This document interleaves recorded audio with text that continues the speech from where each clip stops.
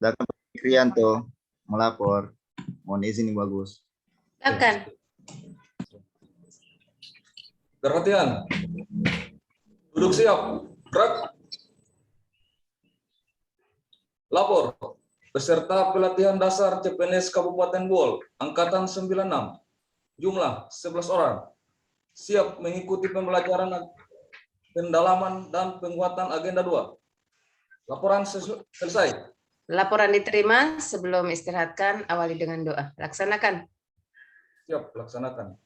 Sebelum memulai pembelajaran agenda 2, pendalaman dan penguatan agenda 2, marilah kita berdoa menurut kepercayaan kita masing-masing. Berdoa, mulai.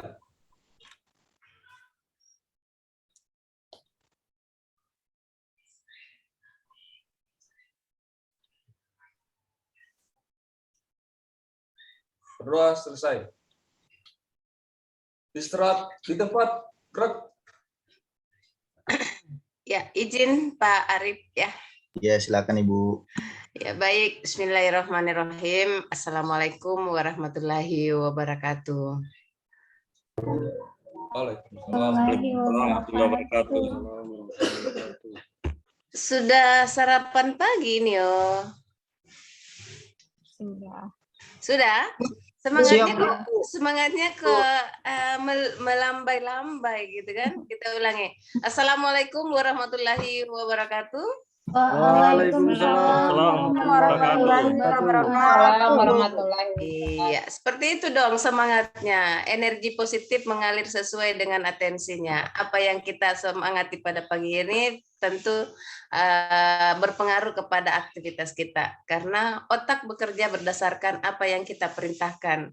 Kalau pagi ini kita memulai hal yang semangat, tentu berakhirnya sampai kita tidur malam lagi, tetap bersemangat. Harapan kita seperti itu.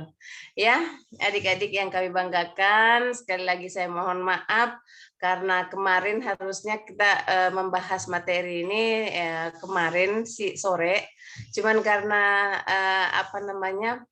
saya izin sedikit sudah mulai suak biasa kalau sudah berumur itu ya begitulah. Mulai pagi ini sudah mau 4 hari ini mulai dari jam 7.30 sampai maghrib. Jadi saya bilang besok Pak Arif bisa nggak besok materinya? Kalau tidak berarti malam ini. Ternyata tadi malam teman-teman ada ceramah ya. Jadi saya bilang kalau bisa besok. Kebetulan saya besok lagi tidak ada materi ya kan. Alhamdulillah dengan komunikasi yang kita bangun dengan penyelenggara dan peserta, akhirnya kegiatan kita ini bisa terlaksana pada pagi hari ini. Sehubungan dengan pembelajaran kita pada pagi hari ini adalah masih berhubungan dengan materi yang kemarin ya adik-adik ya, masih sekelumit, masih sekitaran aneka ya kan. Kita berbicara tentang aneka, akuntabilitas ya dan indikatornya, nasionalisme dengan indikatornya 5 sila, dan pada pagi hari ini kita akan berbicara tentang etika publik yang biasanya lebih penekanan sikap perilaku aparatur sipil negara. Kemudian masuk ke komitmen mutu, lebih penekanannya bahwa kinerja janji kita terhadap janji kita terhadap hasil capaian kinerja yang telah kita sepakati, dan kemudian yang terakhir adalah anti korupsi. Jadi untuk 2 jam ke depan itu kita akan membahas biasanya sih 3 mata pelatihan itu kalau di Latsar dulu. Tapi karena ini lebih ke efisiensi, dilihat daripada kemampuan juga peserta, Latsar untuk penerimaan sistem CAT itu dianggap bahwa orang-orang yang memiliki kualitas sehingga dianggap bahwa sudah sudah memahami dan sudah mengaplikasikan hampir semua, ya, mengaplikasikan nilai-nilai yang akan kita diskusikan. Olehnya itu, kalau kita membahas tentang nilai-nilai ini, kemarin pertemuan perdana saya sudah katakan berbicara tentang aneka bukan hal yang baru, ya, bukan hal baru, hal yang sudah kita jalani, tinggal kita mengupgrade kembali, ya, mengupgrade ilmu kita kembali. Karena kenapa? Tidak semua yang kita jadikan dasar atau yang menjadi kebiasaan di lingkungan luar itu bisa direlevan dengan kondisi yang ada di birokrasi, ya kan? Seperti itu. Sehingga mari kita bersama-sama membahas tentang aneka ini. Sebelum kita masuk ke etika publik, saya sedikit aja ingin mengevaluasi dari 11 orang ini. Masih adakah yang tertinggal tentang akuntabilitas dan nasionalisme yang telah kita diskusikan pada hari Jumat kemarin? Ini berarti ini seminggu ini, ya. Enggak, Kamis, Jumat kemarin ada dinamika kelompok. Nah, kira-kira masih adakah yang tertinggal, masih adakah yang tersimpan? Sedikit aja. Silakan raise hand yang masih mengingat tentang pemahaman tentang akuntabilitas dan bagaimana akuntabilitas itu di dalam penerapan terhadap tugas dan fungsi kita. Saya persilahkan. PNS itu harus jujur, harus sportif, ya kan? PNS itu harus berani. Nah, ini ada orang berani satu, Ibu Hasnawati. Silakan, Bu Hasnawati. Terima kasih. Dasar pendalaman mengenai akuntabilitas. Akuntabilitas itu artinya kewajiban pertanggungjawaban yang harus kita capai sebagai ASN, di mana indikatornya itu ada tanggung jawab, terus ada sifat kita tentang kepemimpinan akan tanggung jawab, terus integritas, sama transparansinya kita di tempat tugas, mengemban tugas yang menjadi amanah kita. Terima kasih. Baik. Makasih Bu Hasna. Ada 4 poin indikator dalam penekanan yang disampaikan Bu Hasna sebagai, mana nih Bu Hasna nih? Ya, Bu Hasna sebagai ahli media gizi, ya. Ya, ahli media gizi yang mana di dalam tugas sebagai ahli tentang gizi yang ada di rumah sakit itu, bagaimana dia bertanggung jawab, bagaimana dia transparansi, kemudian mampu memperlihatkan jiwa kepemimpinan di dalam melaksanakan tugasnya. Keren banget. Masih ada teman yang lain yang bisa menambahkan?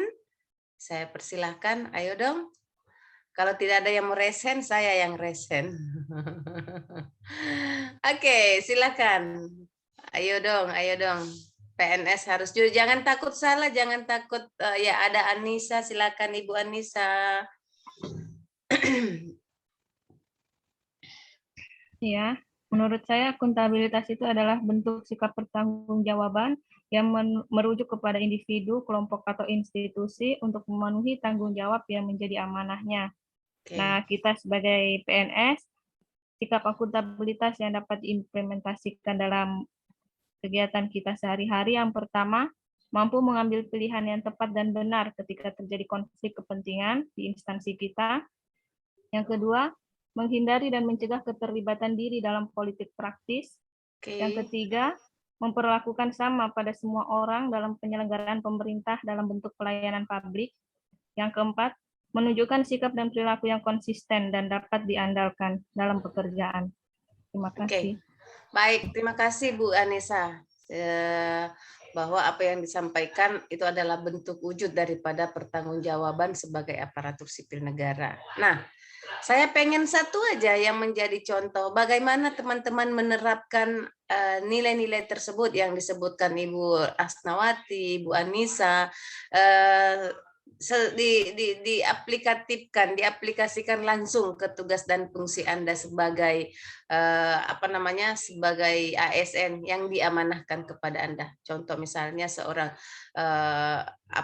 seorang guru, bagaimana bentuk aplikatif indikator yang disampaikan teman-teman itu. Saya persilahkan Ibu Yusanita. Silakan Ibu Yus. Ya, terima kasih Bu. Ya. Langsung saja untuk Yes. indikator akuntabilitasnya itu, saya kan kebetulan sarjana ekonomi instansi di dinas koperasi, khususnya di bidang perdagangan. Yang saya langsung aplikasikan yaitu pertanggungjawaban yang harus dicapai. Misalnya kita menerima tugas dari atasan. Kebetulan kita di bidang perdagangan tergabung dalam tim Satgas Kabupaten. Okay. Sebelum Latsar kemarin kita menerima perintah langsung dari Pak Ketua Satgas, dalam hal ini Pak Wakil, untuk melakukan razia kepada toko maupun kios yang belum menyediakan tempat cuci tangan. Dan itu kita jalan dari merazia seluruh kios dan toko yang ada di Kecamatan Riau. Hanya itu. Terima kasih. Oke. Ya, jadi itu adalah salah satu bentuk penerapan tanggung jawab yang diamanahkan ya. Kemudian itu memang kalau kita lihat bahwa bagaimana bentuk salah satunya itu lebih ke tanggung jawab. Kemudian ini kita mencoba merujuk kepada nilai etika. Ya, akan kita coba mendiskusikan tentang etika. Nah, tindakan-tindakan yang disampaikan oleh Bu Yusanita itu adalah bahagian daripada bentuk pelayanan, yang mana di dalam melakukan pelayanan ada beberapa hal yang harus diperhatikan. Mari kita dulu pahami tentang nilai pemahaman tentang etika itu sendiri. Jadi kalau kita berbicara tentang etika itu adalah tindakan, tapi kita pahami dulu bahwa sebelum kita berbicara tentang etika kita, bahwa apa yang dilakukan Ibu Yus itu adalah bentuk pelayanan, yang mana suatu kegiatan dalam bentuk interaksi dengan orang atau peralatan dalam rangka memberikan kepuasan kepada mitra kerja. Pertanyaannya, apakah ya kan pada saat Anda memberikan pelayanan sudah dapat kita memberikan kepuasan kepada masyarakat. Nah, tentu kalau kita berbicara tentang kepuasan kepada orang lain, memberikan kepuasan kepada orang lain, itu tentu harus diperhatikan adalah bagaimana kita memahami kata kunci pelayanan dulu, ya kan? Kata kunci pelayanan itu adalah atensi, bagaimana kita bersikap baik, bagaimana kita bisa tersenyum, bagaimana kita bisa salam, bagaimana cara tolong. Jadi penekanannya kalau kita berbicara tentang apa yang dilakukan Ibu Zui ada bentuk pelayanan, tetapi kalau kita menghubungkan dengan etika, karena antara etika dan pelayanan itu tidak bisa dipisahkan, ya kan? Karena begitu kita memberikan pelayanan, otomatis ada tindakan-tindakan, ya. Karena kalau kita lihat pelayanan itu ada yang dilayani dan ada yang melayani. Jadi ada interaksi manusia yang terjadi di dalamnya. Sehingga bagaimana memberikan kepuasan pelayanan terhadap konsumen, ya tentu kita harus penekanannya lebih ke etika. Jadi yang mana dalam hal ini teman-teman bahwa kita betul-betul harus memahami etiket pelayanan yang harus diperlihatkan dalam pelayanan publik. Yang pertama yang harus kita ketahui itu adalah bagaimana sikap atau perilaku kita seorang aparatur sipil negara. Yang mana tindakan kita apakah sudah sesuai dengan apa yang mereka harapkan, kemudian bagaimana ekspresi wajah kita, kemudian bagaimana kita bisa berpenampilan, ternyata itu sangat mempengaruhi. Kemudian cara berpakaian, cara berbicara, cara menjadi pendengar yang baik, dan cara bertanya. Jadi saya ingin share screen sedikit untuk pembelajaran kita pada pagi hari ini, bahwa bagaimana nilai-nilai etika itu dijadikan sebagai dasar, ya, sebagai dasar di dalam memberikan, ya, sebagai dasar di dalam tindakan kita untuk memberikan memberikan kepuasan kepada masyarakat. Nah, Adik-adik yang kami banggakan, bahwa kita hari ini akan banyak berbicara tentang etika. Itu adalah pemahaman saya tentang etika. Sedikit saja saya mau mencoba karena teman-teman ini sudah diberikan kesempatan kemarin belajar mandiri selama 16 hari. Saya pikir 16 hari itu sudah tamat, ya kan? Sudah tamat dengan beberapa modul. Nah, sedikit saja saya mengevaluasi bagaimana atau begini, bukan bagaimana. Jadi apa yang Anda dapatkan di dalam pembelajaran MOOC tadi, khususnya di materi etika, komitmen mutu dan anti korupsi. Saya persilahkan dulu teman-teman kita mereview saja, ya. Kalau tadi etika sudah banyak saya katakan bahwa etika sangat berhubungan dengan tindakan kita atau sikap perilaku. Jadi bagaimana, apa pendapat teman-teman tentang apa hasil MOOC kalian dari pembelajaran yang Anda dapatkan di MOOC. Saya persilahkan untuk teman-teman yang lain dong. Iya. Ayo, mereview saja. Anissa lagi. Iya. Saya tulis ya, Nis, namanya karena ini sangat berpengaruh ke pemberian nilai hasil evaluasi akhir itu tetap di keaktifan siswa itu, peserta itu juga tetap menjadi bahagian penilaian. Saya persilahkan Ibu Anissa. Ya, pertama kalau menurut ilmu yang saya dapat di MOOC untuk etika publik ini lebih merujuk kepada sikap atau perilaku kita ketika memberikan pelayanan kepada masyarakat. Ya. Dan di etika publik itu merupakan refleksi tentang standar norma yang menentukan baik atau buruk, benar atau salah, tentang perilaku, tindakan, dan keputusan untuk mengarahkan kebijakan publik dalam rangka menjalankan tanggung jawab yang baik sesuai dengan prosedur yang ada. Okay. Yang kedua, tentang komitmen mutu, ini lebih kepada kualitas pelayanan yang kita berikan kepada konsumen. Konsumennya di sini adalah masyarakat. Dia ada 4 konsep di komitmen mutu. Yang pertama, efektivitas, menunjukkan tingkat ketercapaian target kita. Efisiensi, merupakan tingkat ketepatan realisasi. Habis itu inovasi, dia lebih kepada pelayanan yang diberikan kepada masyarakat berdasarkan pembaruan dalam proses keterampilan untuk memberikan produk pelayanan kepada masyarakat. Dan yang terakhir adalah mutu penyelenggara pemerintah. Untuk anti korupsi, dia lebih ditekankan pada proses internalisasi nilai-nilai dasar anti korupsi agar nantinya terbentuk perilaku yang amanah dan jujur, serta berperan dalam pencegahan korupsi di lingkungan tempat kita bekerja, sesuai dengan 9 nilai anti korupsi dari KPK, yaitu jujur, peduli, disiplin, mandiri, tanggung jawab, kerja keras, sederhana, berani, dan adil pada kehidupan sehari-hari dan lingkungan kerja. Oke. Baik, thank you Bu Anissa, luar biasa Bu Anissa. Mudah-mudahan apa yang disampaikan Bu Anissa ini, kalau kita mau melihat daripada penjelasan Bu Anissa sama ya, betul, memang itu yang kita harapkan, dan itu yang diharapkan juga di modul juga seperti itu. Jadi apa yang ditulis yang ada di modul itu harapan pemerintah terhadap capaian dalam pelaksanaan kegiatan ini setelah latsar ini kita bisa menerapkan. Oke, nanti kita diskusikan. Kemudian ada Ibu Sri Wahyuni. Saya persilahkan Ibu Sri. Baik, terima kasih Bu. Jadi etika publik, pertama itu etika publik. Etika publik ini adalah tata cara bagaimana kita bergaul atau berinteraksi dengan lingkungan, baik itu di lingkungan kerja maupun di lingkungan masyarakat.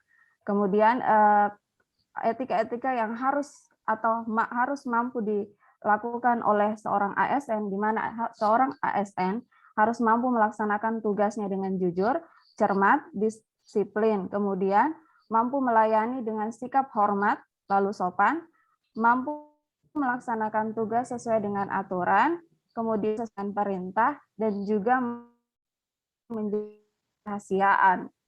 Kemudian untuk komitmen mutu. Komitmen mutu ini tentang bagaimana seorang ASN mampu menjadi pelayan publik yang memiliki etika dan juga memiliki integritas yang tinggi. Makasih Bu. Oke, baik Ibu Sri Wahyuni. Ada Pak Fikrianto. Silakan Pak Fikri. Ya, terima kasih Bu. Menurut saya, apa itu etika publik komitmen mutu dan anti korupsi. Wah, bagaimana menurutnya? Etika dalam seorang ASN tentu adalah di mana kita bekerja di dalam contoh dalam kantor. Apabila kita mempunyai tanggung jawab, kita harus betul-betul melaksanakan tanggung jawab kita sebagai ASN. Jangan ketika kita berada dalam kantor, misalnya dalam tugas, kita hanya tidak bertanggung jawab. Contoh, pada jam-jam kantor, kita pergi ke suatu tempat, misalnya mengadakan perkumpulan, misalnya melakukan karaoke dengan bersama teman-teman. Nah, ini adalah salah satu contoh ASN yang tidak mempunyai etika. Nah, sedangkan untuk komitmen mutu tentu berbicara mengenai pelayanan ASN. Nah, sebagai ASN yang memiliki komitmen mutu atau pelayanan yang baik, kita harus memberikan pelayanan yang baik kepada masyarakat, bekerja dengan ikhlas, tanggung jawab, apapun itu kita harus bertanggung jawab dan ikhlas dalam melayani masyarakat. Yang berikut anti korupsi. Anti korupsi adalah tentu akan berbicara mengenai amanah dan tanggung jawab yang jujur sebagai seorang ASN. Nah, di sini kita dituntut dalam dunia pekerjaan, kita harus atau tidak terlibat terhadap kegiatan-kegiatan yang merugikan kita sendiri. Misalnya kita melakukan korupsi, walaupun itu itu akan berpengaruh sangat memberikan contoh tidak baik kepada kita. Karena korupsi ini tentu akan merugikan kita sendiri. Nah, sebagai seorang ASN tentu kita harus memberikan contoh yang baik. Jangan kita sendiri yang melakukan korupsi. Terima kasih, Bu. Oke, baik. Terima kasih Fikrianto, luar biasa. Ada Bu Sri Yunita, saya persilakan Ibu Sri Yunita. Terima kasih, Bu. Tes kedengaran? Iya, kedengaran. Etika publik adalah penerimaan tentang norma yang menentukan benar atau salah, baik atau buruknya perilaku dan tindakan untuk mengambil keputusan dalam menjalankan tanggung jawab, Bu. Oke. Kemudian lanjut. Sebagai pelayan publik atau sebagai ASN dalam etika publik itu kita harus mempunyai sikap yang dalam pelayanan publik itu kita jujur dalam menyampaikan informasi publik, terbuka dalam pelayanan, tulus, sopan santun, menjaga informasi, rahasia, dan bertanggung jawab. Oke. Kemudian, ya, masih ada? Lanjut. Yang komitmen mutu, Bu. Ya. Komitmen mutu, ya, efektivitas, efisiensi, inovasi, dan berorientasi pada mutu. Indikatornya ada beberapa indikator: efektivitas, efisien, inovatif, mutu, adaptif, responsif, dan perbaikan berkelanjutan.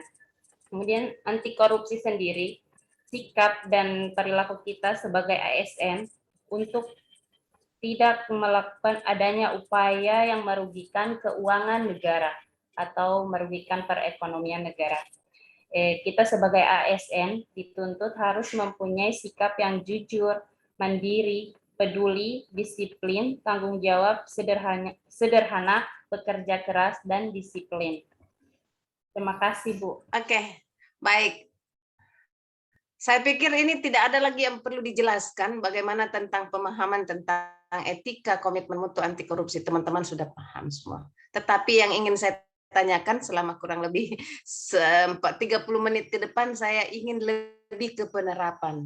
Oke? Nah, olehnya itu saya stop share saja, tidak ada karena semua indikator nilai sudah disampaikan. Yang saya ingin diskusikan, bagaimana seorang aparatur sipil negara atau Anda ini yang menjadi PNS, bagaimana menerapkan indikator nilai tersebut? Contoh ya, Misalnya kita pahami tadi di apa namanya di etika publik, kalau tidak salah itu ada 7 poin, ada indikator 7 termasuk jujur, ya kan, bertanggung jawab terhadap milik negara, kemudian ada tulus, ya kan. Kemudian kalau masuk ke apa namanya komitmen mutu, ada beberapa poin tadi, ada efisiensi, efektif, inovatif, kemudian kreatif, ya kan, orientasi mutu, orientasi hasil, ya kan. Kemudian di anti korupsi ada 9 poin juga. Nah, saya ingin kepada teman-teman membuktikan ini merupakan sebuah janji, karena semua yang diucapkan itu adalah janji kita, ya kan? Semua yang kita ucapkan itu adalah janji kita terhadap Allah Subhanahu wa Ta'ala. Nah, apa bentuk, seperti apa Anda mengaplikasikan indikator nilai itu, penerapan indikator nilai itu terhadap tugas Anda sebagai sesuai dengan fungsinya. Contoh, bukan contoh, saya persilakan Ibu Suratni dulu, Bu Suratni. Bu Suratni sebagai perikanan ya, Bu Suratni. Ya, kalau di perikanan sebagai tugas pokoknya Bu Suratni itu misalnya pengolahan data atau lebih ke penyuluhan kepada petani tambak atau petani apa itu kan. Nah, bagaimana Bu Suratni itu sendiri menerapkan nilai-nilai itu? Bagaimana penerapan nilai-nilai indikator nilai yang teman-teman tadi sudah sajikan, Anissa sudah sajikan, kemudian ada Pak Fikri sajikan. Nah, bagaimana bentuk penerapannya, seperti apa bentuk tanggung jawabnya, seperti apa bentuk kejujurannya, ya itu. Jadi karena ini adalah ilmu penerapan, kita mau pengen tahu bahwa bagaimana bentuk penerapannya. Jangan cuman kita bisa hafal, tetapi kita tidak bisa menerapkannya. Saya persilakan Ibu Suratni, semua dapat giliran, ya kan? Baik Bu, terima kasih. Kalau saya sendiri di Dinas Perikanan ambil bagian pengawas. Jadi di saat kita turun lapangan, kita berbicara, berdiskusi dan berevaluasi dengan petani tambak dengan cara jujur sesuai apa yang kita alami, yang kita dapatkan, kita sering-sering, kemudian tidak ada yang ditutup-tutupi. Kemudian untuk efisiensi, efektivitas. Bu Suratni, yang dimaksud tidak ada yang kita lakukan bersama Bu Suratni, di lapangan, Bu Suratni, mengenai ada masalah apa di situ. Signalnya Bu Suratni sedikit bermasalah. Atau pakan. Ya Bu. Ya. Ada tadi pernyataan Bu Suratni, tidak ada yang ditutup. Ya, di kedengaran ya. Jadi seperti apa yang Bu Suratni katakan bahwa tidak ada yang ditutup-tutupi pada saat bertemu dengan, pada saat turun ke lapangan atau turun ke petani tambak. Apa yang maksud apa namanya tidak ada yang ditutup-tutupi seperti itu? Silakan Bu Suratni. Iya. Baik Bu. Contoh apabila pemanenan dilakukan, misalkan pas penebaran awal, penebaran benih itu ada 100 ekor. Nah, kemudian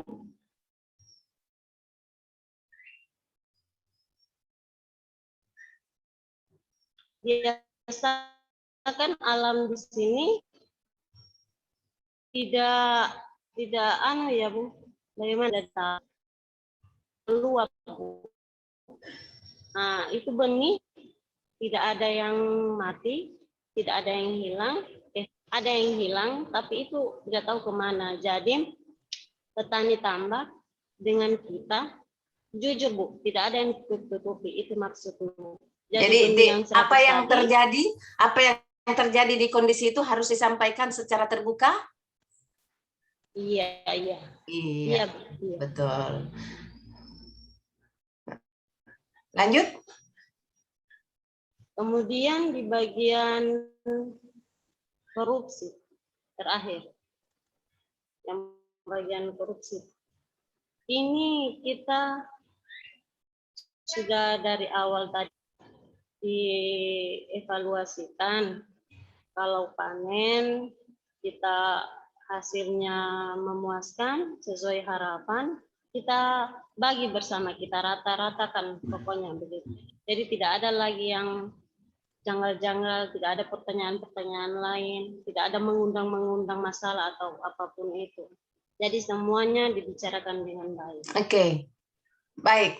Bukannya itu masuk ke nilai nasionalisme, yang kita lebih anti korupsi itu adalah bagaimana tidak merugikan. Pemahaman saya tentang anti korupsi itu adalah bagaimana tindakan yang kita lakukan ini tidak merugikan orang lain, tidak merugikan negara, dan tidak berusaha untuk memperkaya diri sendiri, kan seperti itu. Atau tindakan-tindakan yang kita lakukan itu kalau tidak salah di anti korupsi ada 9 poin, dan macam-macam korupsi ada di dalamnya kalau tidak salah. Ada suap menyuap, ada tipikor, kan di situ teman-teman. Nah, seperti itu. Jadi bagaimana Bu Suratmi nanti di dalam memahami nilai-nilai anti korupsi itu sehubungan dengan tugas dan fungsinya itu harus diperkuat. Kenapa? Karena ini menjadi modal teman-teman di dalam menyusun rancangan aktualisasi. Yang diuji nanti itu bukan inovasi atau bagaimana Anda menyelesaikan aktualisasinya, tapi yang diuji itu adalah kemampuan teman-teman memahami indikator nilai dan mampu menerapkan indikator tersebut di dalam aktualisasinya, di dalam kegiatan yang Anda susun nanti. Seperti itu ya. Jadi bukan berarti saya hanya mau mengevaluasi, tetapi saya hanya ingin memberikan modal kepada teman-teman bahwa kalau Anda sudah menyusun, karena ini sudah pertemuan nanti agenda 2, hari ini agenda 2, besok sudah pertemuan, lusa pertemuan terakhir untuk agenda 2. Tidak, setelah itu kita tidak akan membahas lagi tentang nilai, ya kan? Sehingga itu harus penekanannya harus tuntas di pertemuan ini. Karena di agenda 3 itu tidak membahas itu. Agenda 3 hanya membahas tentang bagaimana pelayanan itu sendiri, kemudian bagaimana bagaimana manajemennya, tentang manajemennya suatu organisasi, kemudian dilihat dari peran dan whole of government, menghadirkan whole of government di dalam organisasi kita. Oke, baik. Ibu Suratmi, terima kasih sudah memberikan sedikit pencerahan untuk teman-teman.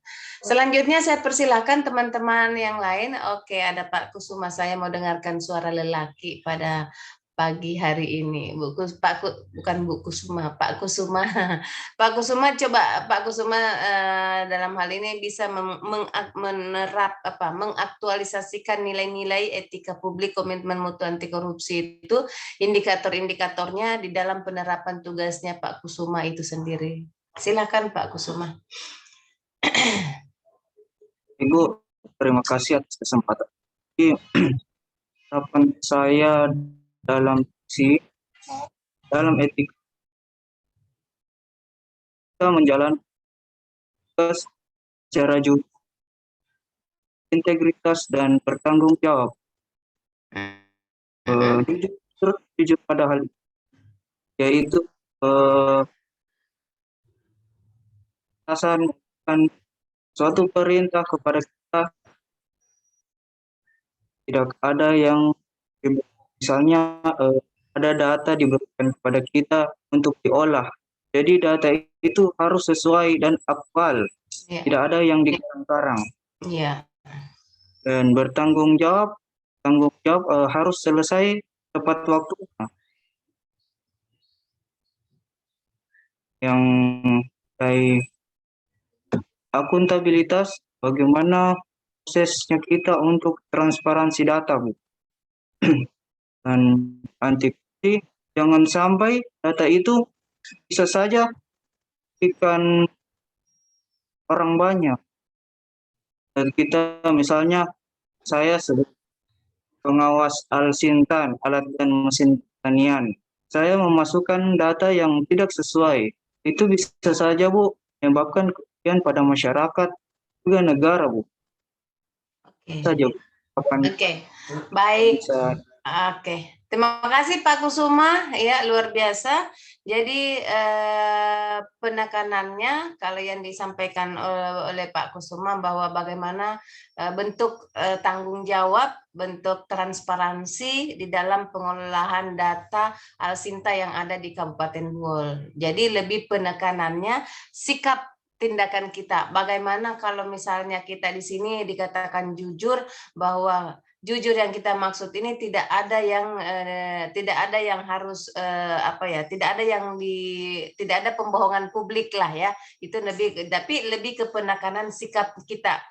Karena kenapa kalau kita berbicara tentang etika itu yang bagaimana mengimplementasikan atau bagaimana lebih ke pemahaman kita, tindakan kita, apa yang kita lakukan itu mampu kita memahami bahwa ini tindakan baik atau buruk, benar atau salah. Jadi penekanan kata itu lebih ke sikap kita. Nanti nilai yang terkandung di dalamnya, jika kita melakukan hal tersebut itu sangat berkaitan dengan anti korupsi, ya kan, berkaitan dengan korupsi.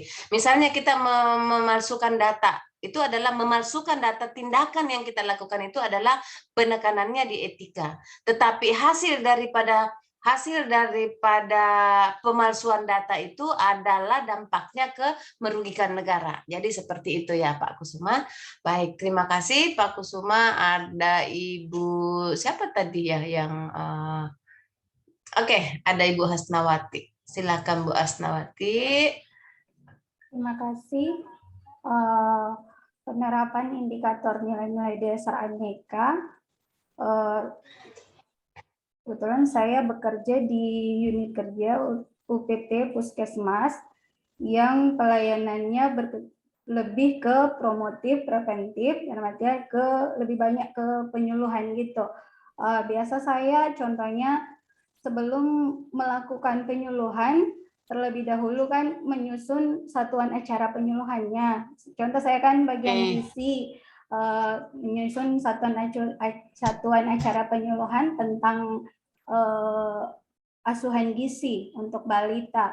Nah, di situ dalam menyusun satuan acara penyuluhan gitu, saya kalau dari segi akuntabilitas, penerapannya, keterkaitannya itu saya memastikan dulu referensi materi yang akan digunakan yang sesuai dengan ilmu yang saya dapat, ilmu gizi yang bisa saya pertanggungjawabkan. Itu bentuk akuntabilitas saya. Dan untuk etika publik itu bagaimana saya harus menerima masukan dari kepala puskesmas dan teman-teman penanggung jawab UKM esensial, dalam artian rekan lintas program saya, program gizi yang terkait, dan melakukan sesuai yang diperintahkan dalam penyusunan satuan acara penyuluhan tersebut, menandakan bahwa saya menaati perintah atasan. Berarti itu penekanannya berarti Bu Hasna, ya. Itu penekanannya terbuka tadi, lebih siap menerima saran, menerima ini indikator nilai apa yang ada di etika, Bu? Siap, indikatornya siap menerima itu bertanggung jawab. Kalau di Bu, terbuka sayang. Kalau bertanggung jawab terbuka. Oh, bertanggung jawab. Ya, kalau lebih ke etika sayang. Kalau lebih ke etika. Terbuka yang kita maksud ini kita bisa siap menerima saran, kritikan baik buruknya itu pendapat orang itu tetap kita tampung. Itu lebih ke terbuka seperti itu. Ya, lanjut Bu, lanjut. Untuk anti korupsi, bagaimana saya menyelesaikan kegiatan itu tepat pada waktunya, tidak menunda-nunda. Maksudnya dalam artian disiplin waktu, kayak gitu. Terima kasih. Oke.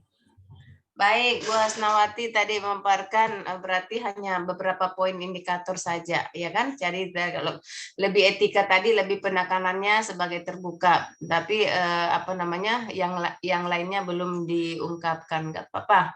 Nah, masih ada teman-teman yang lain, saya persilakan ini Pak, ada Ibu Hayani, ya, Bu Hayani, ya, banyak pertanian yang di sini ya. Perikanan, pertanian, kebidanan, keperawatan. Oh, ada SPD 1 Pak Fikri. Ada 2, Bu Anissa juga. Oke. Baik, lanjut sayang Bu Hayani, bagaimana mengimplementasikan nilai-nilai ini di dalam nilai tersebut di dalam tugasnya Bu Hayani sebagai orang pertanian. Silahkan Bu. Baik Bu, di sini saya sebagai penyuluh pertanian, bagaimana saya mengimplementasikan nilai-nilai akuntabilitas. Itu yang pertama, contohnya etika publik, itu bagaimana saya melakukan penyuluhan secara terbuka. Kemudian yang komitmen mutu itu contohnya seperti permintaan peternak untuk dilayani, maksudnya untuk pelayanan kesehatan ternak.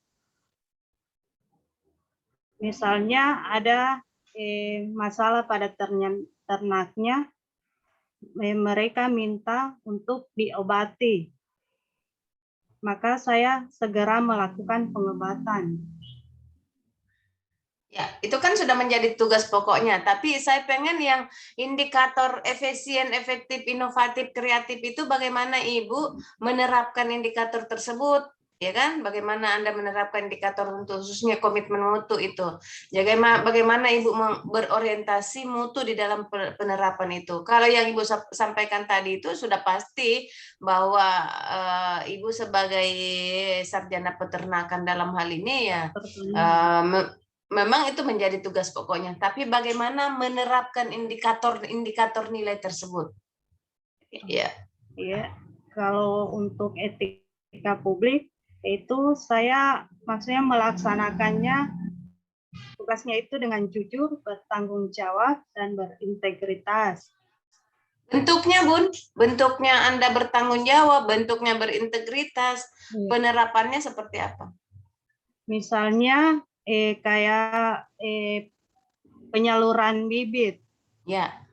Nah, penyaluran bibit itu saya membagikan sesuai dengan luasan hektaran petani, maksudnya luasan lahannya secara transparansi, tidak membedakan ketua, anggota ataupun sekretaris, harus sesuai dengan luasan lahannya. Berarti itu nilai keadilan ya Bu ya? Nilai keadilan atau nilai transparansi? Nilai transparansi Bu. Ya, kalau yang tadi teman-teman, apakah Anda punya pemahaman tentang keadilan yang mana dimaksud dengan adil dalam etika publik?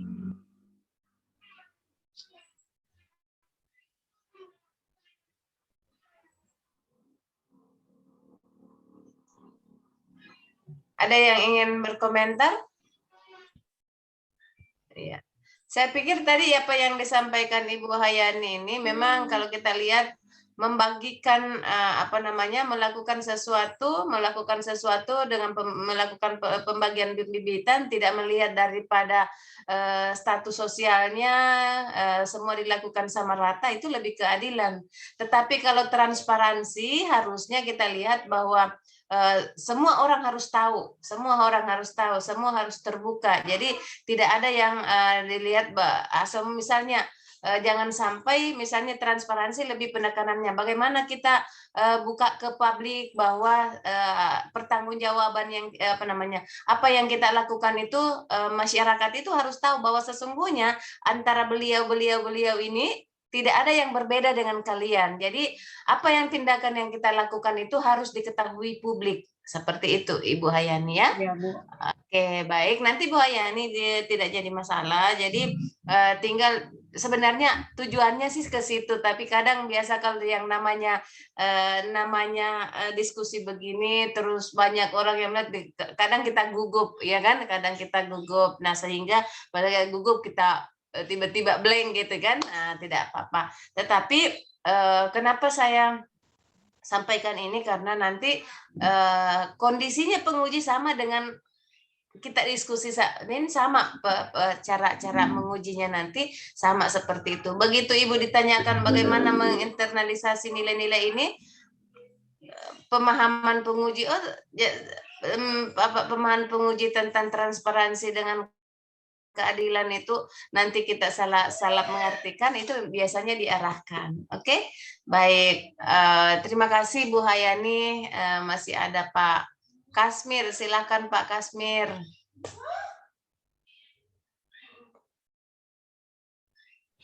Assalamualaikum warahmatullahi wabarakatuh. Waalaikumsalam warahmatullahi wabarakatuh.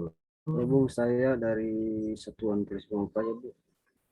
Oh iya, Satpol PP ya Pak Kasmir. Itu ketika publik dalam melaksanakan perintah atasan, saya akan dengan tanggung jawab dan dalam melakukan penegakan aturan di lapangan tidak mengenal siapapun pelanggar, tetap diperlakukan dengan cara yang sama, Bu, dengan mengedepankan pendekatan persuasif.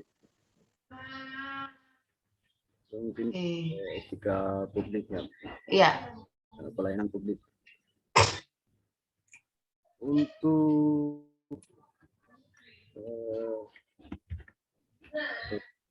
anti korupsi, Bu.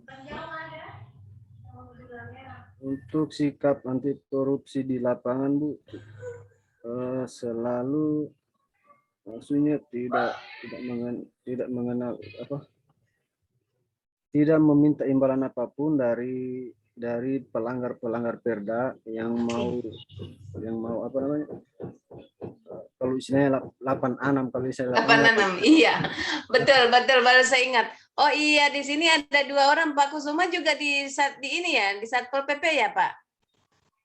Kan Bu, Siapa yang Satpol PP? Saya pikir ada 2 orang di sini Satpol PP. Satu di kelompok 2, Bu.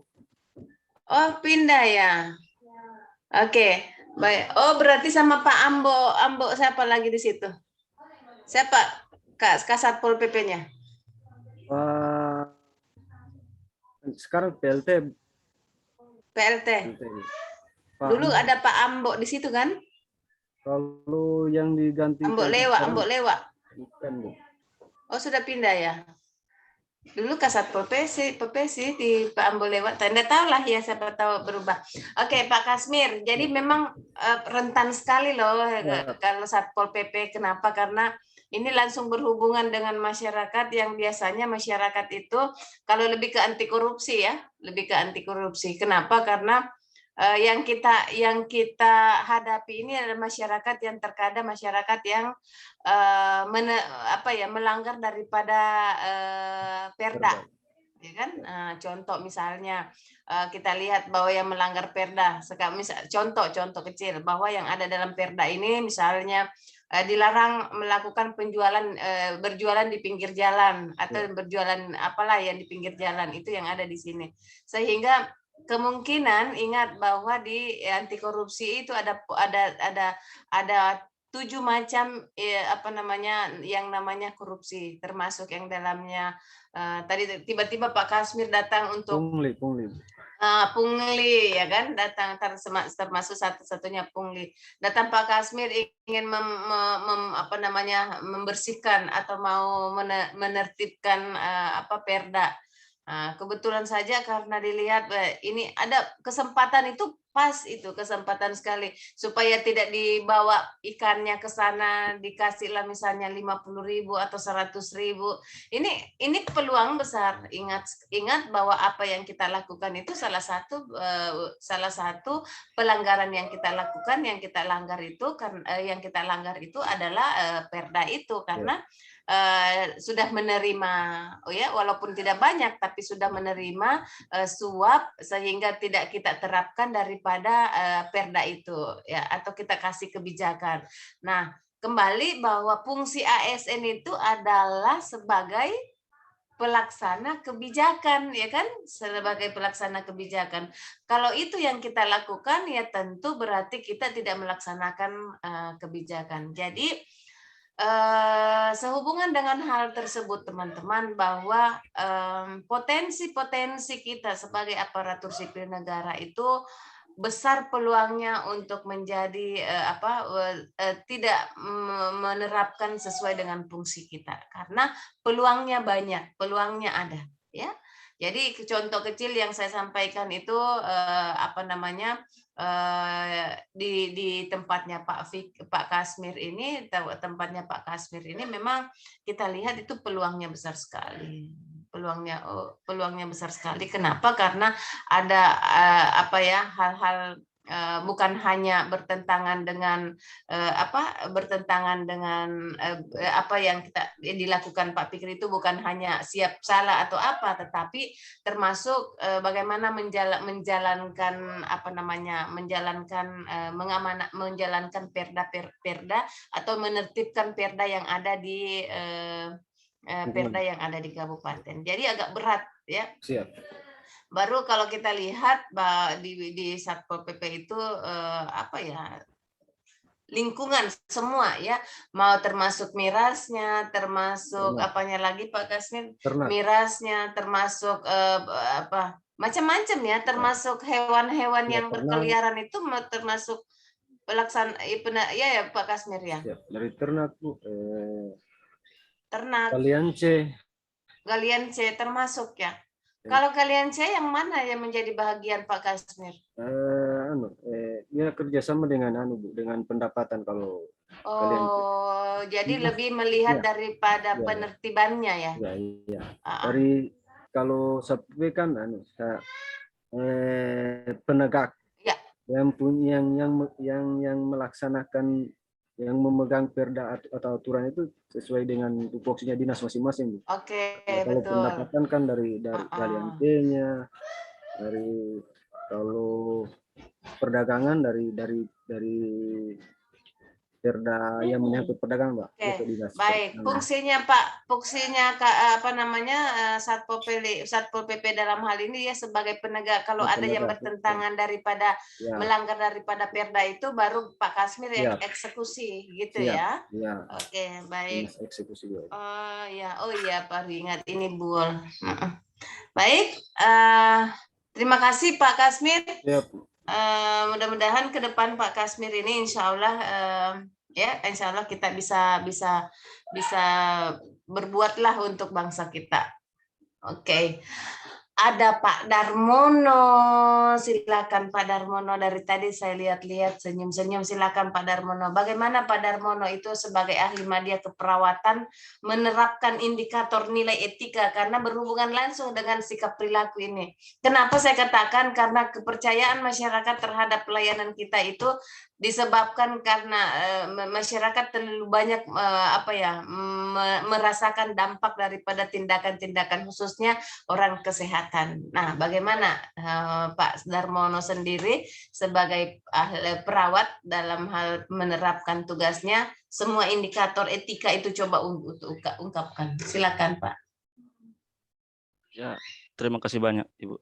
Assalamualaikum warahmatullahi wabarakatuh. Waalaikumsalam warahmatullahi wabarakatuh. Saya dari Rumah Sakit Umum, Bu, sebagai perawat, menyikapi dari semua materi, dimulai dari akuntabilitas, etika, komitmen mutu, dan anti korupsi di sini, Bu.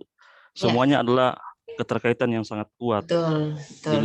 Dimulai dari akuntabilitas. Pertama itu kita harus mengerti dulu siapa kita, tupoksi kita, sebagai apa, sehingga kita tidak melewati standar kewenangan yang sebenarnya yang ada di situ, lingkungan kerja di situ. Kemudian untuk meningkatkan dalam artian pelayanan, Bu, kita terapkan yang dimulai dari etika publik. Kalau yang saya tekankan di sini, Bu, kita sebagai perawat, yang pertama itu adalah sopan santun, ramah, dan tidak membeda-bedakan pasien A, B, dan seterusnya. Kalau di komitmen mutu, Bu, saya lebih tekankan di duplikasi, karena untuk penemuan dan pengembangan saya pikir bukan ranahnya kita. Kita hanya menduplikasi SOP terbaru demi terciptanya pelayanan yang lebih baik lagi ke depannya. Dan untuk kalau di anti korupsinya, Bu, nilai-nilai yang kita ambil sebagai perawat, Bu, itu yaitu peduli yaitu empati kepada pasien, kemudian adil, tidak membeda-bedakan tadi, dan terus kerja keras. Artinya tiap tidak melewatkan jadwal, monitoring yang selalu efektif agar terciptanya pelayanan yang prima itu, Bu. Seperti itu. Oke. Cukup, ya.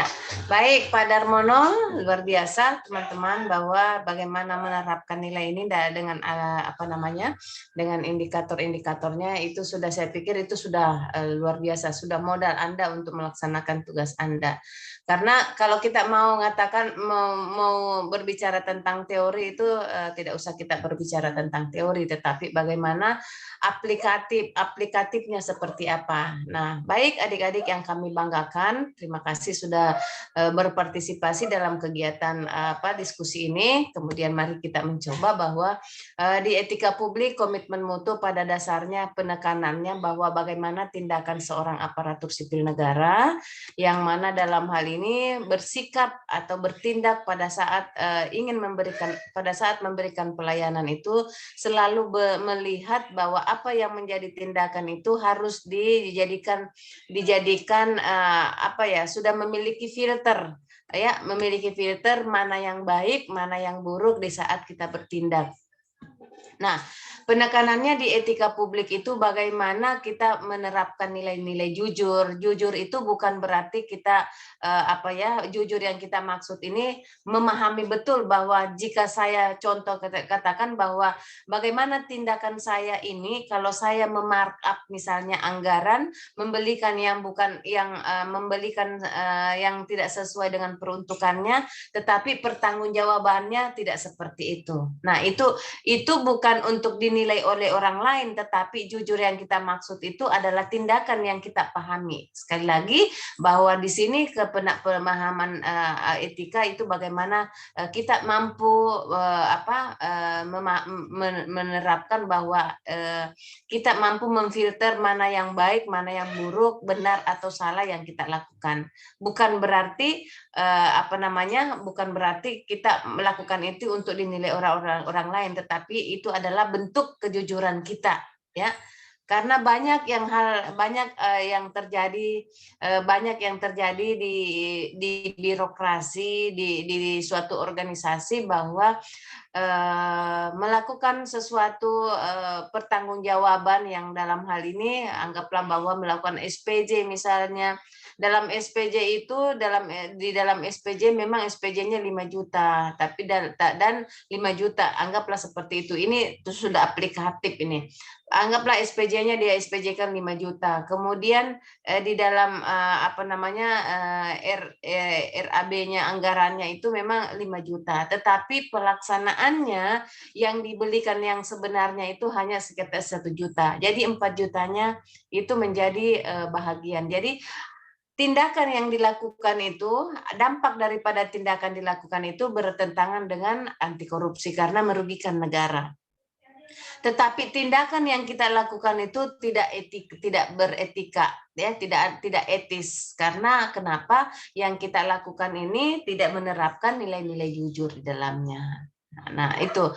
Jadi teman-teman, penekanannya ada kemungkinan satu persoalan bisa saja kita menerapkan, memasukkan semua nilai-nilai yang ada di dalamnya. Yang penting kita pahami bahwa penekanannya di mana. Kalau etika, sekali lagi, sikap kita. Apakah pada saat kita memarkup sesuatu anggaran itu merupakan sikap baik atau tidak, ya kan? Itu lebih penekanannya etika. Tetapi apakah yang kita lakukan ini bisa merugikan negara atau tidak, itu baru masuk ke anti korupsi.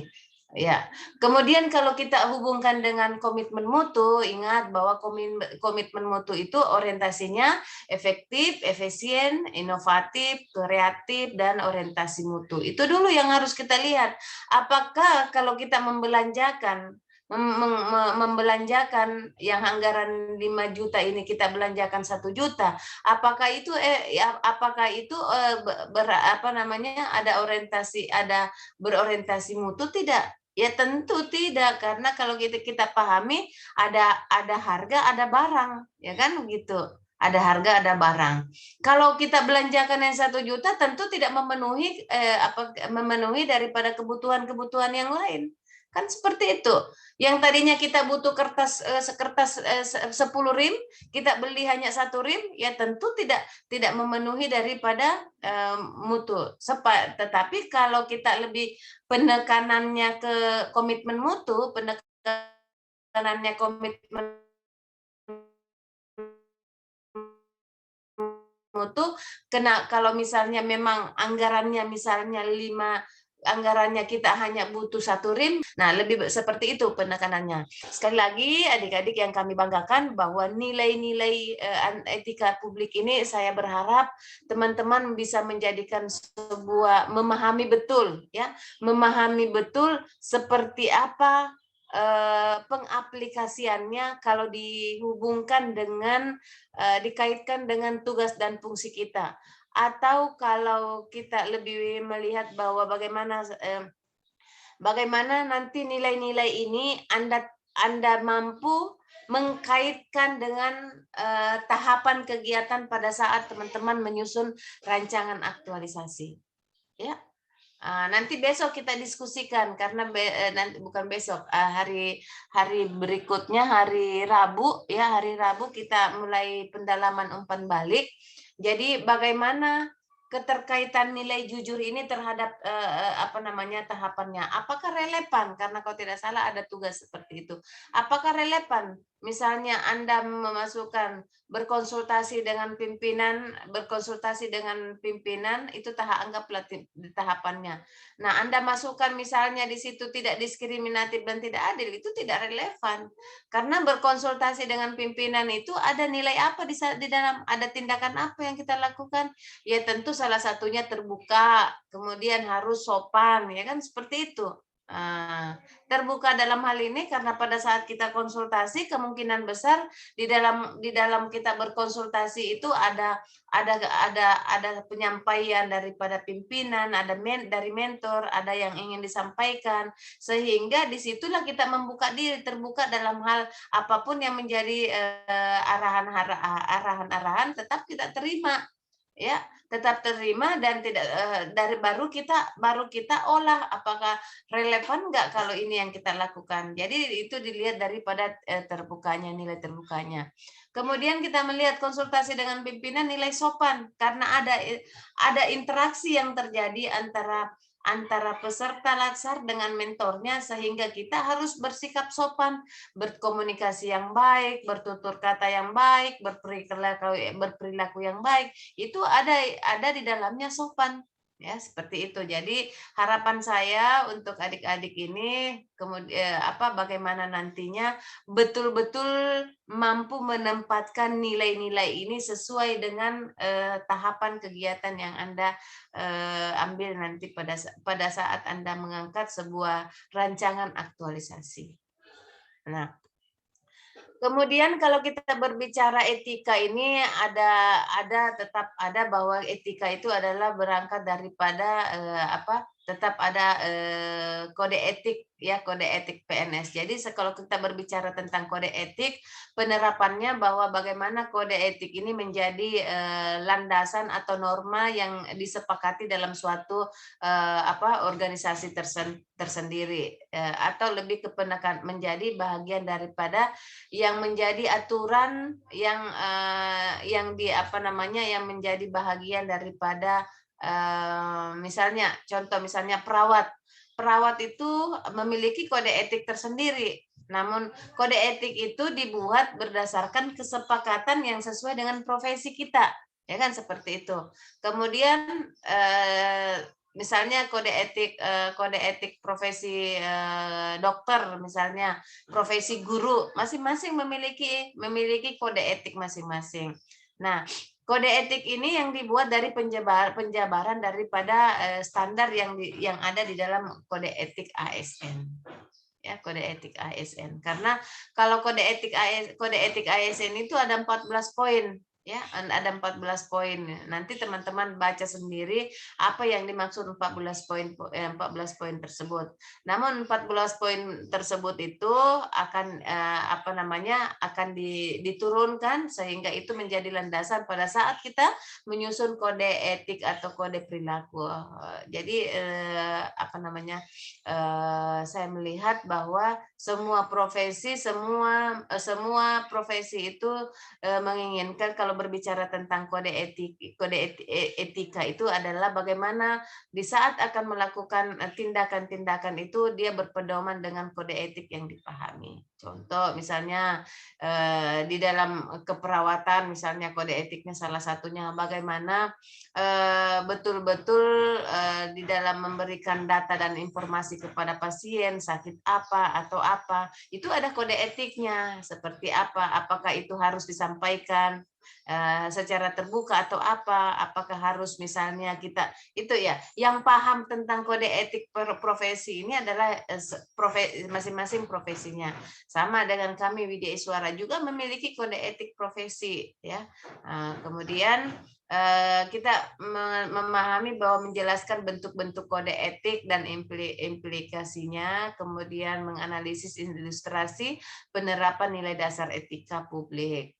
Tadi sengaja saya bagaimana teman-teman mampu menginternalisasi nilai-nilai tersebut dalam penerapannya, itu sudah. Kemudian menganalisis nilai-nilai etika publik. Baik adik-adik yang kami banggakan, kita merujuk kepada komitmen mutu. Nah, apa yang disampaikan teman-teman tentang tentang komitmen mutu itu, bahwa pada dasarnya di dalam melaksanakan tugas dan fungsi kita sebagai aparatur sipil negara itu masing-masing ada tugas dan fungsi yang sesuai dengan jabatan yang kita inginkan. Nah, terkadang di dalam pelaksanaan jabatan kita, fungsi kita sebagai aparatur sipil negara yang contoh karena di sini beragam, ada perawat, ada guru, kemudian yang mana yang harus kita lihat dari hubungan dengan komitmen mutu, ya tentu yang kita lihat itu berangkat daripada rutinitas kita, ya. Jadi bagaimana seorang aparatur sipil negara ini tidak monoton di dalam melaksanakan tugasnya. Ya, contoh misalnya seorang guru melihat bahwa rutinitasnya guru itu adalah mengajar, mendidik, ya kan, mengajar dan mendidik atau mencerdaskan anak bangsa. Namun di dalam pelaksanaannya melihat bahwa RP yang dibuat itu RP 3 tahun yang lalu, kemudian itu saja yang dibuat. Nah, itu adalah pekerjaan rutinitasnya. Nah, dengan kondisi yang selama ini kita lihat bahwa dengan hasil yang dicapai ternyata hasil belajar siswa itu sangat rendah. Nah, sehingga kita berusaha bagaimana merubah rutinitas kita, bagaimana merubah sesuatu yang kita lakukan perubahan-perubahan yang berorientasi mutu, ya, sehingga dituntutlah seorang guru dalam hal ini melakukan perbaikan-perbaikan atau sebuah perubahan-perubahan yang harus kita ciptakan untuk merujuk daripada indikator nilai komitmen mutu yang tujuannya itu adalah melihat daripada berorientasi daripada hasil atau mutu itu sendiri.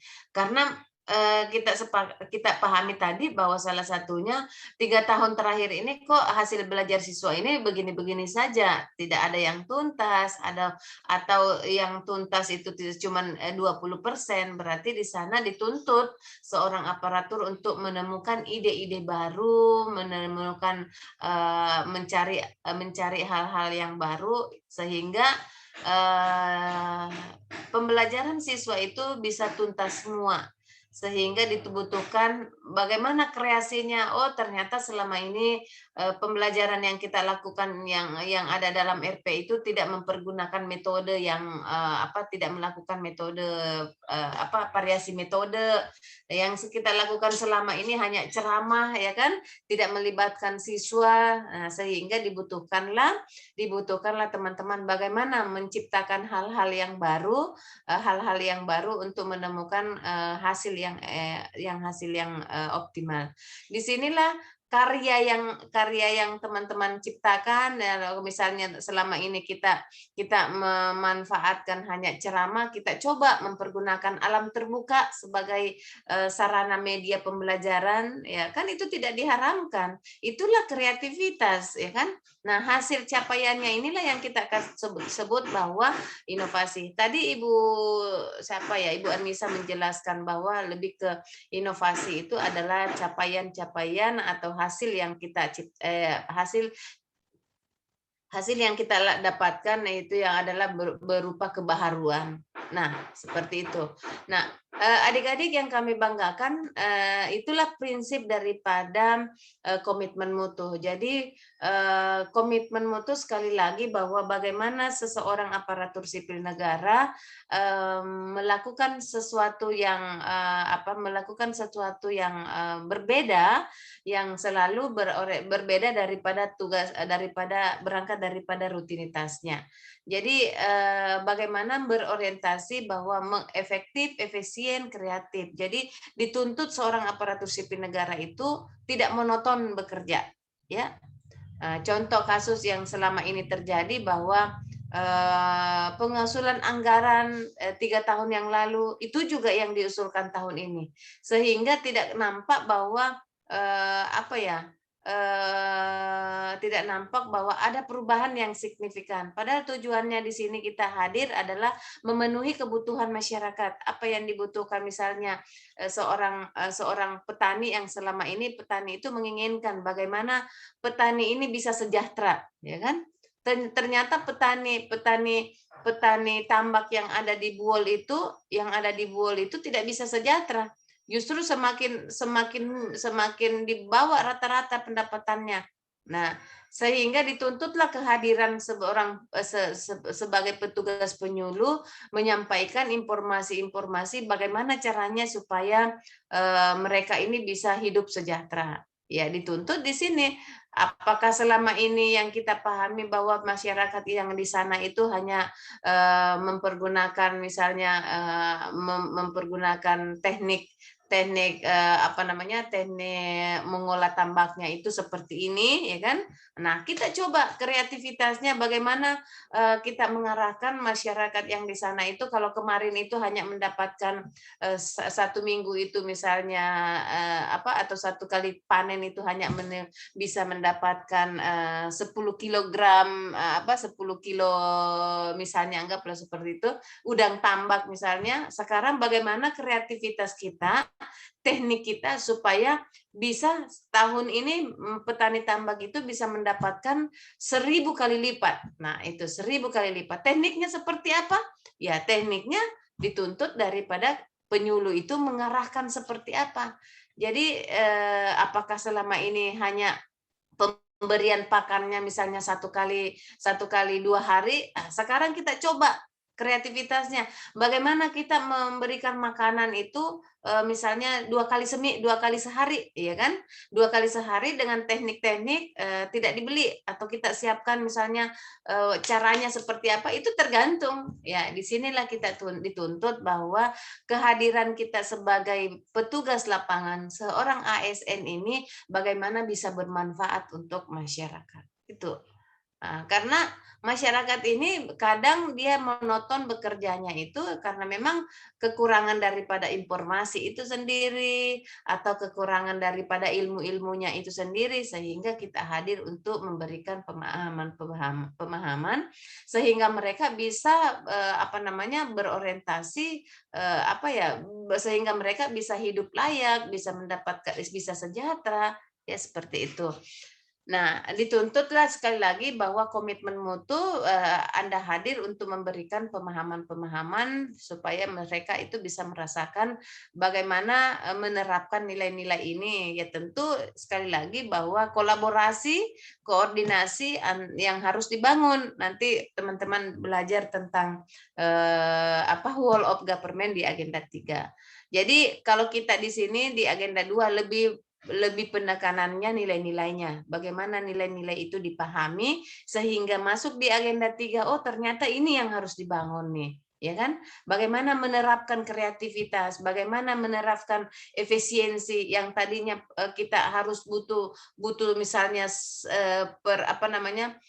panen itu kita butuh waktu 3 bulan baru panen sekali. Bisa nggak kita panen satu kali 1 bulan? Ya seperti itu. Tinggal bagaimana caranya, tinggal teman-teman teman teknisnya di lapangan seperti apa. Jadi seperti itu ya adik-adik. Kemudian anti korupsi kalau tidak salah ini lebih bagaimana korupsi itu. Jadi penekanannya di anti korupsi adalah bagaimana bahagian yang 9 poin ini menjadi landasan. Jadi kejujuran. Jadi ini saya katakan kejujuran, kata jujur di aneka itu ada beberapa poin. Di anti korupsi ada jujur. Ya, kejujuran di aneka juga ada jujur, di etika juga ada jujur. Tetapi kata jujur ini berbeda maknanya. Ya, kata jujur ini setiap kata yang ada di dalam nilai ini pasti berbeda artinya, berbeda pemaknaannya. Kenapa? Karena indikatornya penerapannya yang berbeda. Kalau di anti korupsi yang kita ingin kejujuran ini adalah jujur yang tidak melakukan pembohongan, tidak melakukan hasil yang kita lakukan, hasil yang kita capai itu betul-betul sesuai fakta, ya. Kalau kita melihat bahwa jujur ini tidak ada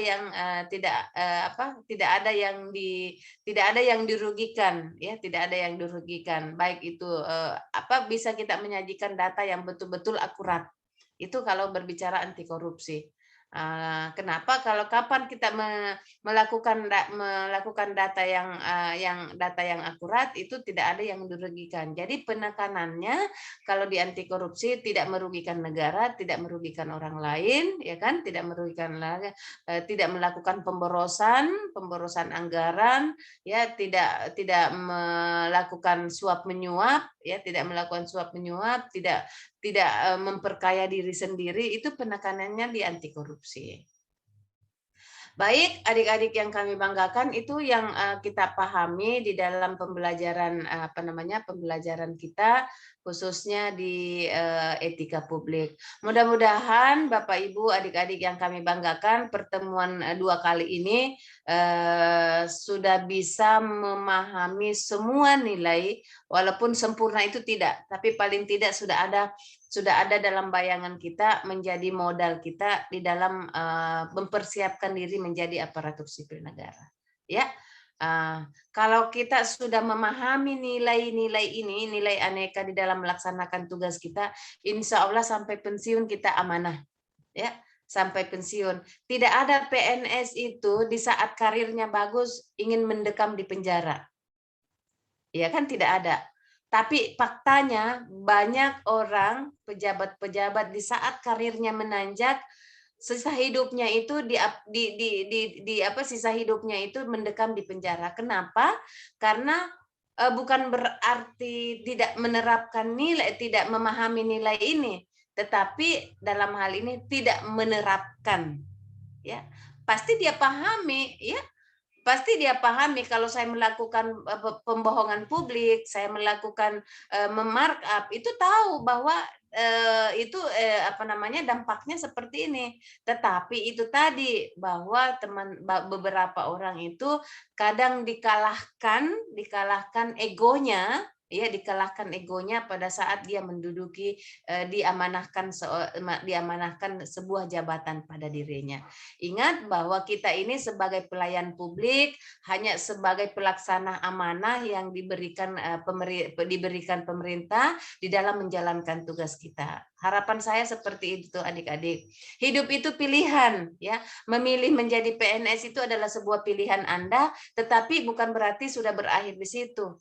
Pilihan masih banyak tantangan-tantangan yang harus Anda hadapi ke depan, termasuk Anda jalan lurus atau mau jalan bengkok, Anda mau jalan kebenaran, itu ada pilihan pada teman-teman.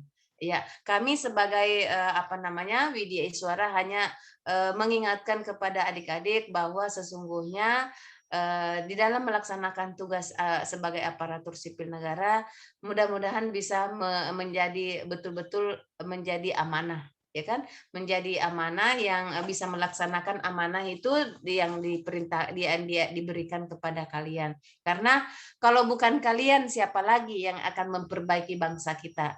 Kalau bukan sekarang, kapan lagi, ya kan?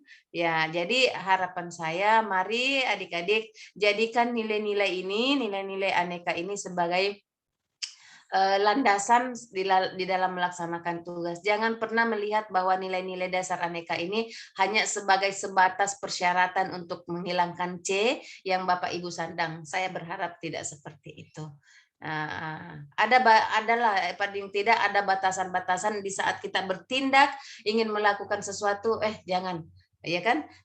Pada saat ingin Anda melakukan sebuah keburukan atau melakukan sebuah kebobrokan, adalah yang membatasi kita. Pada saat kita ingin mau malas masuk kantor, ya adalah yang akuntabilitas hadir di dalamnya.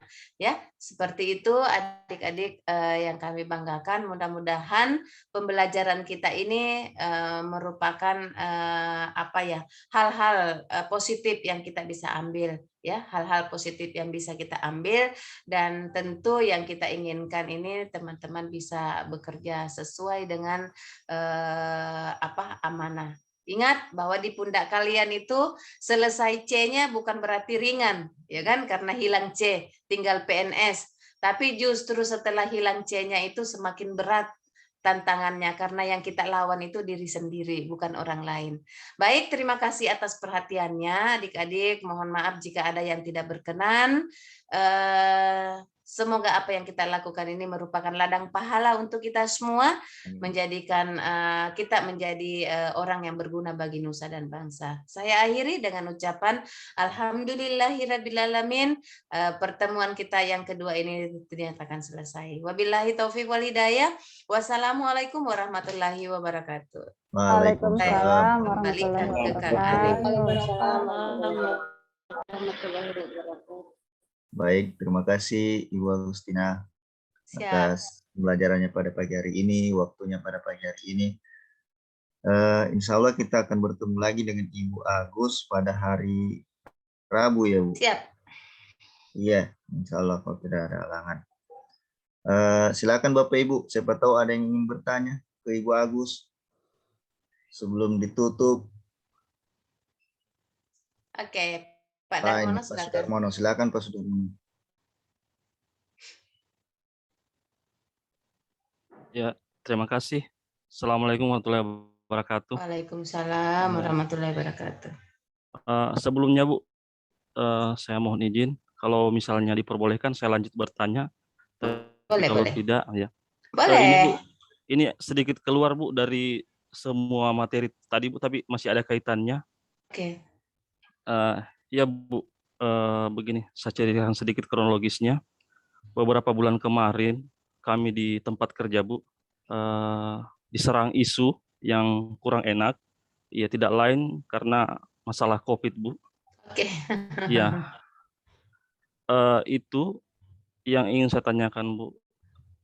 Bagaimana sikap kita menghadapi masyarakat yang mendapatkan suatu isu yang sudah dianggap benar padahal belum terbukti kebenarannya.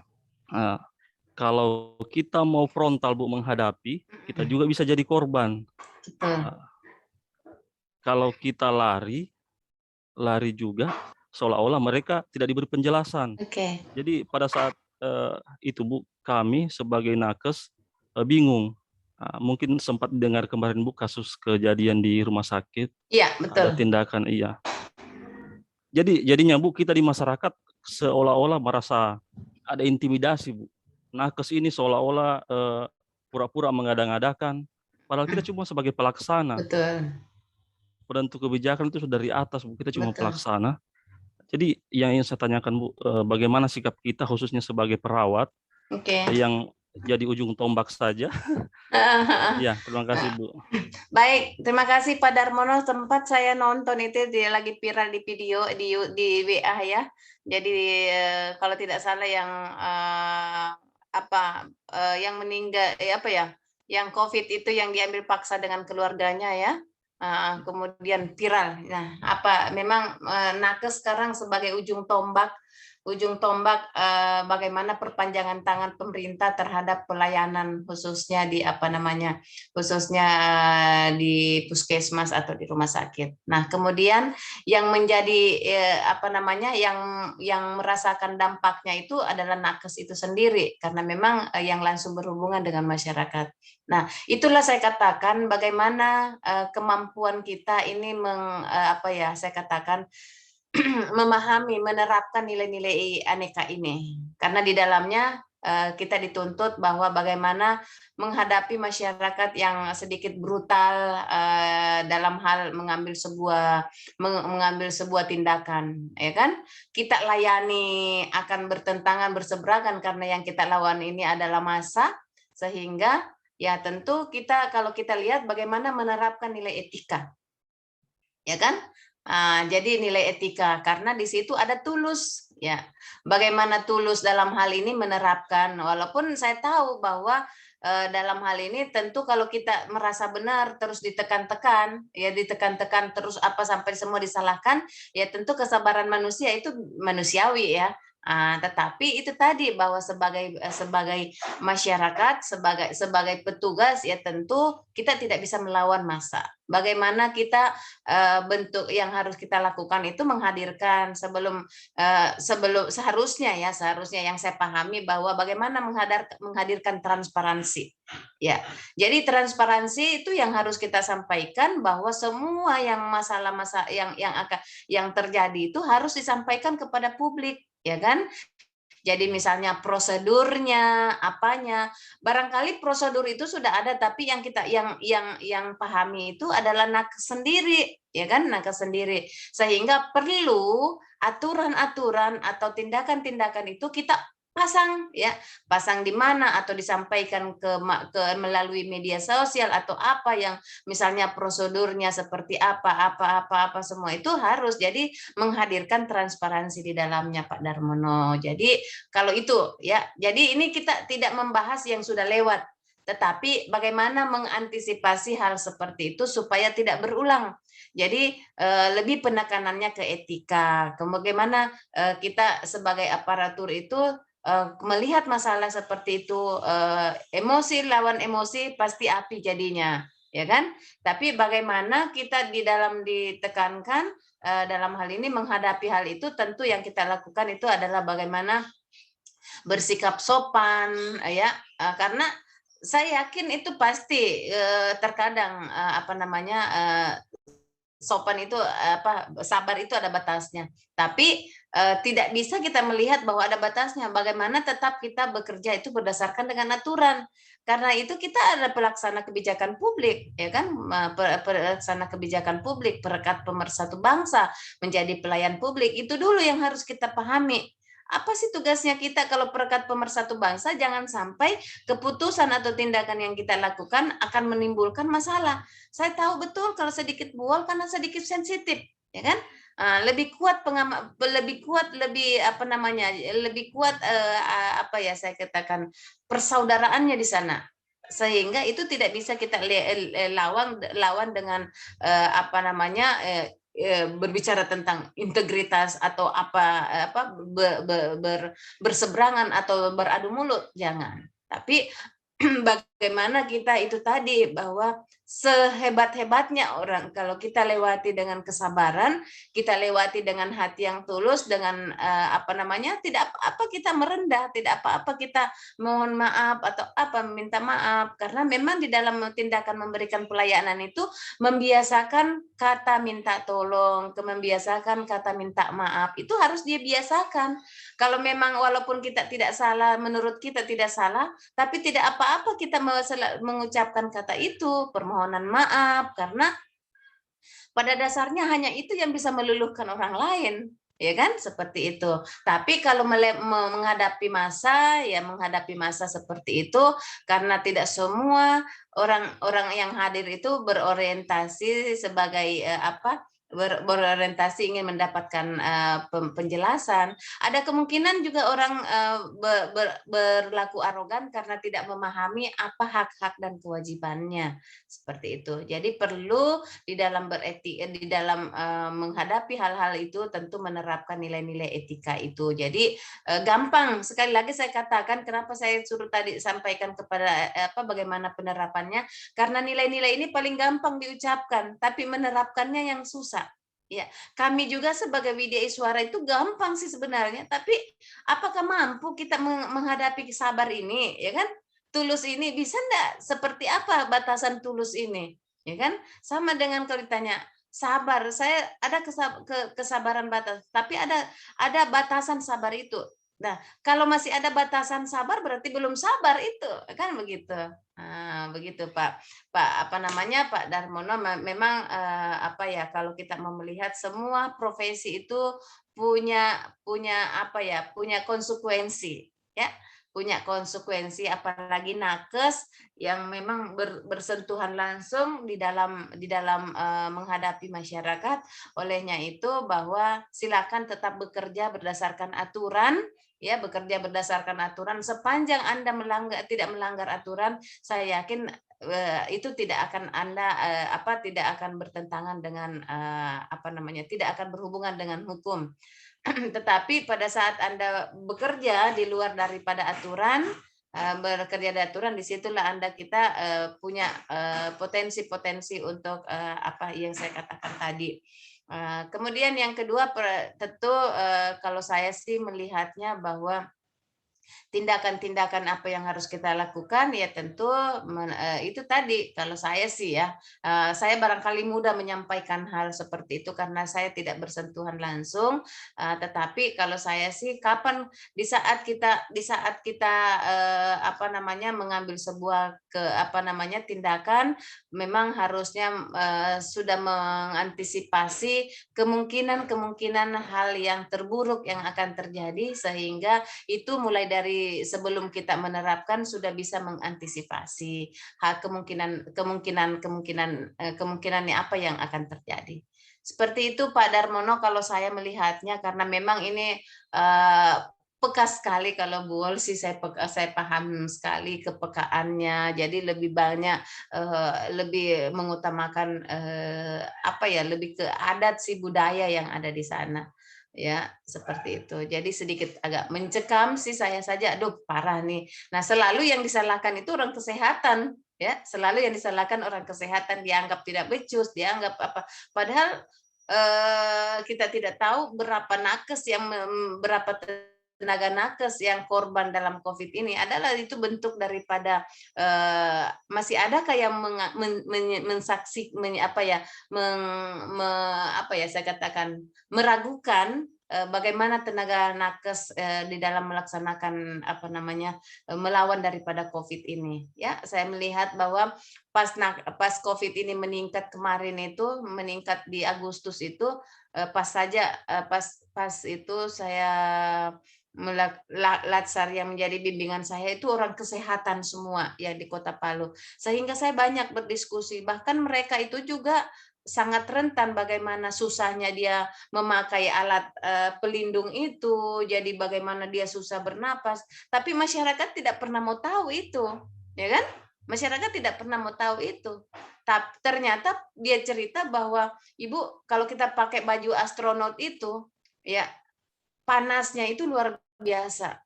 Ya, panasnya itu luar biasa dan apa yang kita lakukan itu juga menahan, ya itu kita lakukan. Nah, itu berdampak kepada kesehatan kita, tapi masyarakat, saya bilang itulah bentuk pengabdian Anda. Memang masyarakat tidak lihat apa yang Anda lakukan, tapi saya yakin pengorbanan yang kamu lakukan Allah catat itu. Dan itu yang membuat mereka ya artinya dia bisa hadapi, dia bisa bisa menghadapi hal itu. Dan akhirnya memang awalnya memang agak bertentangan dengan hati nurani, tapi begitu kita melakukan sesuatu itu dengan hati yang tulus, itu tadi hati yang tulus, tentu kita menikmati bahwa ini adalah sebuah hal yang biasa dan bisa kita nikmati. Seperti itu Pak Darmono, bahwa semua pekerjaan yang kita lakukan semua ada konsekuensinya. Tinggal bagaimana kita menyikapinya dengan betul-betul menerapkan nilai-nilai aneka ini. Bagaimana kita berakuntabilitas, bagaimana kita transparansi, bagaimana kita menyikapi dengan hati yang tulus, semua itu bisa kita lewati insya Allah ya. Baik, terima kasih Pak Darmono. Saya kembalikan ke Pak Arif. Baik, terima kasih Ibu. Saya kira sudah cukup ini pertanyaan atau masih ada lagi Bapak Ibu? Ya, saya pikir sudah. Ya memang kalau nakes sih lebih rentan sekali sih karena pengorbanan yang luar biasa, pengorbanan yang luar biasa tapi tidak pernah dianggap, ya kan Pak Darmono ya. Oke, tetap semangat Pak Darmono. Iya. Oke, baik, terima kasih atas masukan-masukannya Ibu Agustina. Ya. Insya Allah kita bertemu lagi pada hari Rabu Bapak Ibu. Mohon maaf bila ada kata-kata yang kurang berkenan dan terima kasih atas perhatian dan partisipasinya. Saya Arif mohon pamit. Assalamualaikum warahmatullahi wabarakatuh. Selamat pagi. Waalaikumsalam.